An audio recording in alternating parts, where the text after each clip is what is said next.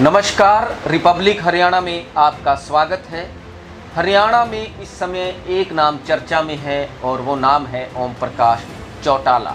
हरियाणा की सियासत के सबसे अनुभवी नेता हैं ओम प्रकाश चौटाला। चर्चा में इसलिए हैं कि इसी 22 जून को तिहाड़ जेल प्रशासन की ओर से ओम प्रकाश चौटाला को जेल से बरी कर दिया गया और कुछ औपचारिकताएं पूरी करने के बाद आज जेल से वे नियमित रूप से रिहा हो गए हैं, यानी अब उन्हें फिर से जेल में जाने की जरूरत नहीं है। ओम प्रकाश चौटाला की रिहाई के बाद इनेलो को एक नई संजीवनी जरूर मिली है। उनके कार्यकर्ताओं में उत्साह का आलम है और अभय सिंह चौटाला का भी जोश बढ़ा है। लेकिन सबसे महत्वपूर्ण सवाल जो इस समय उठ रहा है वो यह है कि क्या ओम प्रकाश चौटाला इलाहाबाद की सियासी पिच पर बल्लेबाजी करेंगे। एक सवाल यह उठ रहा है, क्या फिर से 51 साल बाद ओम प्रकाश चौटाला इलाहाबाद से अपनी सियासी पारी का आगाज करेंगे। आपको बता दें कि साल 1970 में ओम प्रकाश चौटाला ने इलाहाबाद से उपचुनाव जीतकर पहली बार विधायक बनने में कामयाबी हासिल की थी। ऐसे में यह दिलचस्प हो जाता है कि ओम प्रकाश चौटाला फिर से उसी इलाहाबाद से अपने सियासी करियर का आगाज 86 साल की उम्र में करेंगे। इन्हीं सवालों की पड़ताल करती हमारी आज की यह खास रिपोर्ट। ओम प्रकाश चौटाला जेल से बरी होने के बाद रिहा हो गए। हरियाणा की राजनीति के सबसे तजुर्बेकार नेता चौटाला की रिहाई के बाद इनेलो कार्यकर्ताओं का उत्साह देखने लायक है। अभय सिंह चौटाला 22 जिलों में कार्यकर्ताओं के साथ बैठकें कर चुके हैं। चौटाला की जेल से बरी होने के बाद जींद, फतेहाबाद, हिसार, सिरसा में हुई बैठकों में उमड़ी कार्यकर्ताओं की भीड़ से जाहिर हो गया है कि चौटाला अपने कार्यकर्ताओं के महबूब नेता हैं। चौटाला अब आने वाले समय में हरियाणा में जनसंपर्क अभियान चलाएंगे। इसके साथ ही उनके इलाहाबाद से चुनाव लड़ने की चर्चाएं भी तेज हो गई हैं। खुद अभय सिंह चौटाला ने यह दावा कर दिया है कि कानूनी अड़चन नहीं आई तो चौटाला साहब ही चुनाव लड़ेंगे। अगर कोई अड़चन नहीं होगी कानूनन तो फिर चौधरी ओम प्रकाश चौटाला ही इंडियन नेशनल लोकदल पार्टी के उम्मीदवार होंगे, क्योंकि ये सीट चौधरी ओम प्रकाश चौटाला जी की थी। 1970 से लेकर के अब तक चौटाला साहब बीच में जो रिजर्व थी वो एक समय अलग था। बाकी समय में चौटाला साहब इस सीट पे चुनाव लड़ते रहे और हमेशा चौटाला साहब ने इसका नेतृत्व किया। मैंने तो उनकी गैर मौजूदगी में, उनकी गैर हाजिरी में उस जिम्मेवारी को निभाया है।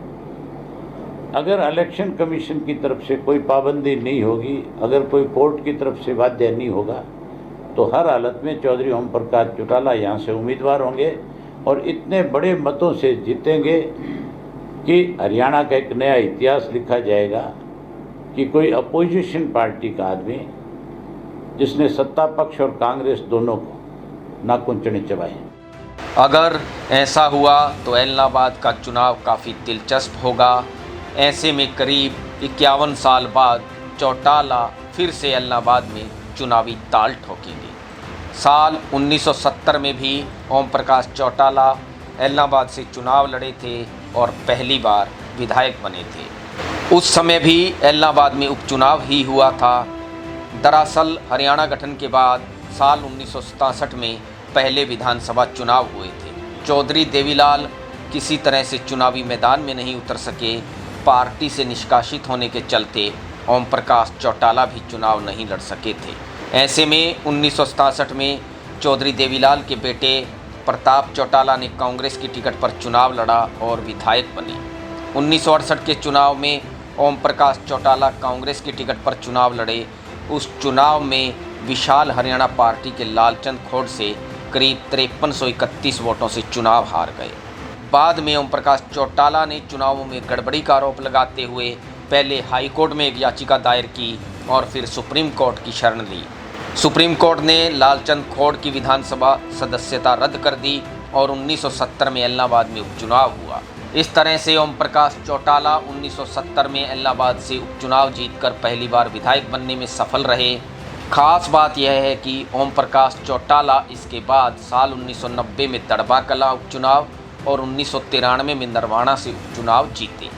चौटाला के पिता देवीलाल 1959 में सिरसा से, 1974 में रोड़ी से और 1985 में महम से उपचुनाव जीतकर विधायक बने थे। इसी प्रकार से ओम प्रकाश चौटाला के बेटे अभय सिंह चौटाला साल 2000 में रोड़ी से तो साल 2010 में एलनाबाद का उपचुनाव जीतकर विधानसभा में पहुंचे। अब फिर से एलनाबाद सीट से ओम प्रकाश चौटाला के चुनाव लड़ने की चर्चाएं तेज हो गई हैं।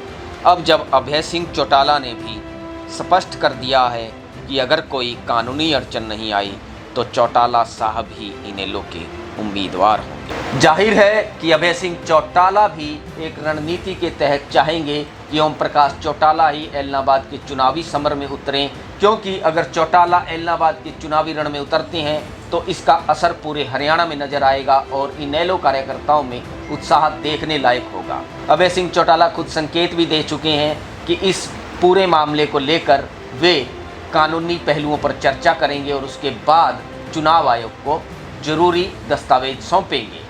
यह भी जाहिर है कि एलनाबाद का उपचुनाव काफ़ी मायने रखता है। भाजपा के लिए यह किसी अग्नि परीक्षा से कम नहीं है तो कांग्रेस के लिए भी एक बड़ी चुनौती माना जा रहा है। खैर, अभय सिंह चौटाला के इसी साल एलनाबाद से इस्तीफा दिए जाने के बाद लगातार एलनाबाद की सीट चर्चा में बनी हुई है और अब खासकर ओम प्रकाश चौटाला की रिहाई हो जाने के बाद एलनाबाद की सीट सुर्खियों में बनी हुई है। आप देखते रहिए रिपब्लिक हरियाणा। अगर आपने हमारे चैनल रिपब्लिक हरियाणा को सब्सक्राइब नहीं किया है तो हमारे चैनल रिपब्लिक हरियाणा को सब्सक्राइब करें। अगर आप ये वीडियो फेसबुक पर देख रहे हैं तो हमारे पेज रिपब्लिक हरियाणा को फॉलो करें, बेल आइकन को दबाएं ताकि जो भी अगला वीडियो हो वो नोटिफिकेशन के माध्यम से आप तक ज़रूर पहुँचे। आपके सुझाव हमारे लिए मायने रखते हैं, इसलिए आप कमेंट बॉक्स में अपने कमेंट प्रतिक्रिया के रूप में हमें ज़रूर दें।